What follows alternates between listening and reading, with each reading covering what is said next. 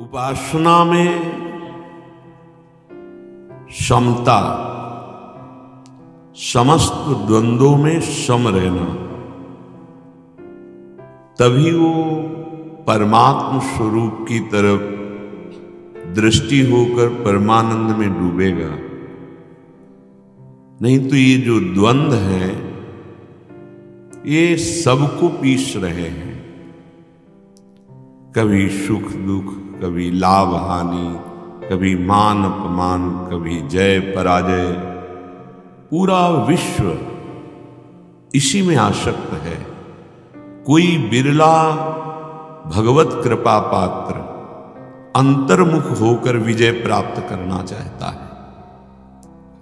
अंतर्मुख होकर इन द्वंद्वों पर विजय, जय पराजय में सम, लाभ हानि में सम, सुख दुख में सम, निंदा प्रशंसा में सम।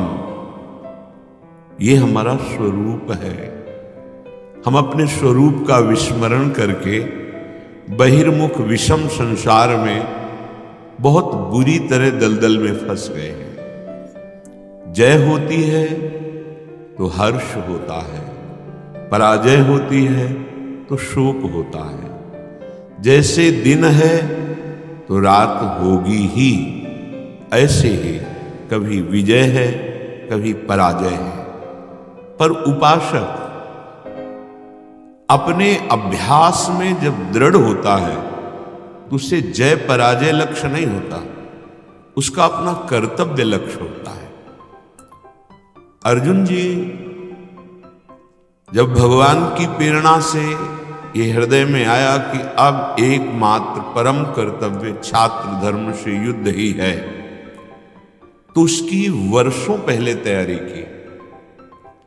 यहां तक कि भगवान देवाधिदेव से द्वंद्व युद्ध किया और संतुष्ट कर दिया। तब उनको दिव्य अस्त्र प्राप्त हुआ, पाशुपतास्त्र। स्वर्ग गए, बड़ा अभ्यास, बड़ी कठिन तपस्या, बड़ा प्रयास, तब वो सर्वश्रेष्ठ धनुर्धर जहां भी जीवन में कभी पराजय का मुख नहीं देखना पड़ा।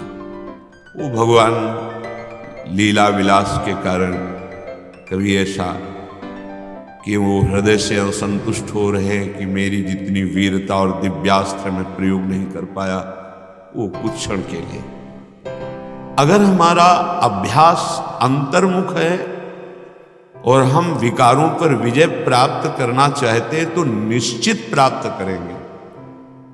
चाहे बाहरी विजय हो या अंतर की विजय, दोनों में दृढ़ अभ्यास, दृढ़ अभ्यास, बस दृढ़ अभ्यास। इसमें किसी के आशीर्वाद की जरूरत नहीं है। आपका प्रयास, आपका अभ्यास वो आपको सर्वश्रेष्ठ बना देगा। क्योंकि मानव जीवन आशीर्वाद का स्वरूप ही है। ये मिला ही आशीर्वाद स्वरूप है। आप प्रमाद करें, आप अभ्यास में दृढ़ ना हो तो ये काम क्रोध लोभ मोह मद मत्सर, ये विकार बहुत जोर के हैं, इनका बहुत पावर है। ये फिर आपको परास्त करते रहेंगे। आप स्वाभाविक स्थिति प्राप्त नहीं की अपने स्वरूप की, तो पराजय में निराशा आ ही जाती है और निराशा में फिर सतमार्ग में चलना कठिन हो जाता है। ये बहुत ध्यान दीजिए। अगर आपके अंदर निराशा आ गई, आप पराजित हो गए, निराशा आ गई, तो फिर चलना बड़ा मुश्किल हो जाता है। इसीलिए जगह जगह पर शास्त्रों में वर्णन पाया गया, महर्षियों से, ब्रह्म ऋषियों से सुना गया, बड़े बड़े अनुभूत महापुरुषों से सुना गया कि क्षमता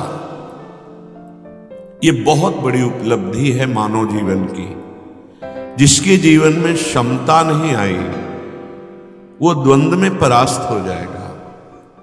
द्वंद्व में परास्त हुआ भगवदानंद की तरफ बढ़ नहीं पाता। निर्द्वंद्व भवति, द्वंद्व से ऊपर उठना है। बड़ा कठिन है द्वंद्व शिव।